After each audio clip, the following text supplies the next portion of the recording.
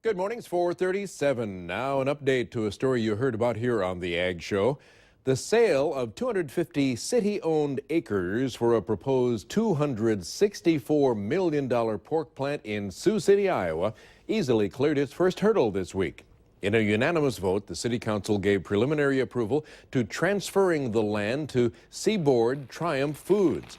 If all goes well, construction will begin this fall for the 600,000 square foot plant that'll employ 1,100 workers, opening in summer of 2017. Missouri-based Triumph and Kansas-based Seaboard Foods are forming a joint venture to build the plant. They'll slaughter 3 million hogs per year. It's believed to be the largest investment in Sioux City history. New numbers showing how much money Minnesota has lost because of the bird flu. University of Minnesota Emergency Economic Impact Analysis estimates that nearly $310 million as of last week. Nina Moyni shows us how avian flu in Minnesota is creating a ripple effect into other industries that rely on poultry production. It's the best thing that we have, the best tool we have to look at this sort of thing. Economist Bridget Tuck says the poultry production industry has lost about $113 million because of avian flu. Factor in other related industries' losses, and it's $310 million for the state. We look at trucking, for instance, as one that really feels the impact, as well as animal feed production. Tuck says she used a model that shows how much the poultry industry usually spends. It helped put the difference into perspective and finally give communities and lawmakers an idea of just how much this crisis is costing. And that number is growing every day. We also did not look at our poultry barns sitting idle while they're being disinfected and cleaned, so we expect the impact will increase as well as a result of that. Just this weekend, Rembrandt Foods' laying facility in Renville, Minnesota, suffered the most destructive outbreak yet. One of the biggest egg producers in the Midwest now has to eliminate some 2 million birds. But you know, it is anybody's guess.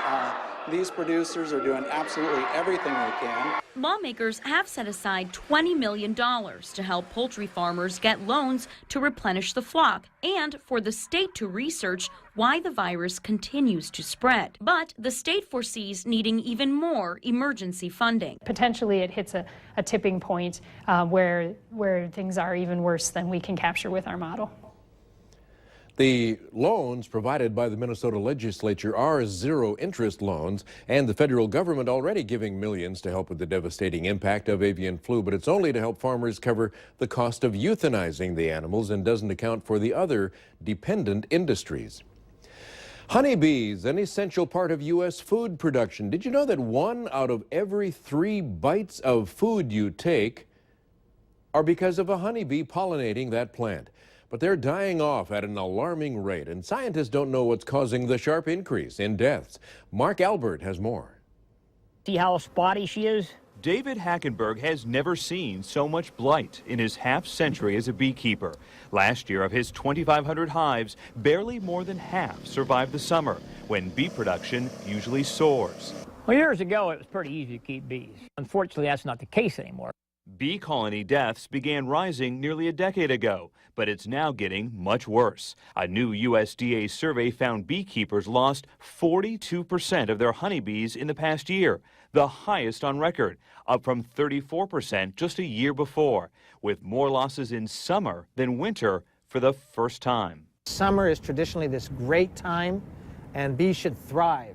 And here they're not. They're dying at a higher rate than they do during the most stressful time of the year. University of Maryland entomologist Dennis Van Engelsdorp, who worked on the survey, says the exact cause of the growing die-offs is not known.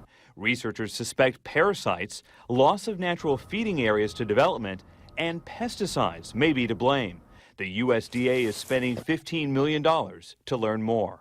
This is a cancer. The industry is having a cancer. And it'll likely affect your next meal. 1 out of every 3 bites of food we eat is directly or indirectly pollinated by honeybees, including 130 fruits and vegetables. If we want to continue to produce fruits, nuts, and vegetables in this country, we have to make sure we have a healthy, movable pollination supply. Rising beekeeper costs get passed on to all of us at the supermarket. That colony there, the queen's starting to fail. Beekeeper David Hackenberg is holding on for now. But if it weren't for his son and his employees depending on the business, He says he would have already called it quits. We like keeping bees. When they're hurting, we hurt. A painful decline of America's tiny pollinators that stings us all. Now, while many researchers have been speculating what exactly is the cause of the bee die-off, some in Minnesota may have found the answer. A recent survey found Minnesota beekeepers lost more than 50% of their bees last year. A new project at the U of M wants to tackle part of the problem. Heidi Wigdell takes a look. Beekeeping is no longer just a hobby. It's necessary as honeybees die by the millions with no single reason why. Anybody here tested for mites already? Becky Masterman with the U of M Bee Squad wants to help. It's always kind of fun to participate in part of the solutions, and we know Varroa is so serious. Varroa mites can kill colonies feeding off honeybees and their young. Early detection is key. The Bee Squad has created kits meant to monitor Varroa mite levels. Within the next month, we'll be able to put the kits online and then sell them across the nation. A powdered sugar roll test tells beekeepers if they have Varroa mites, and if so, how many.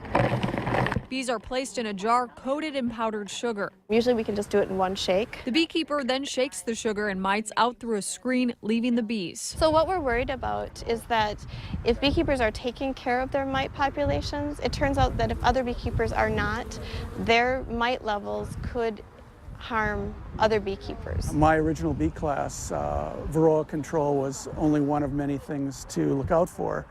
And now it's becoming clear that it's a major problem to deal with and that there is something we can do.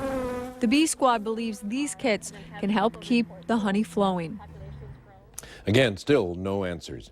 It's 4:44. Right after the break, we'll check the weather forecast. Farming is returning to the northern and central plains. Yeah, track wheels were turning once again yesterday. We'll give you the forecast for the next couple of perfect days coming up next.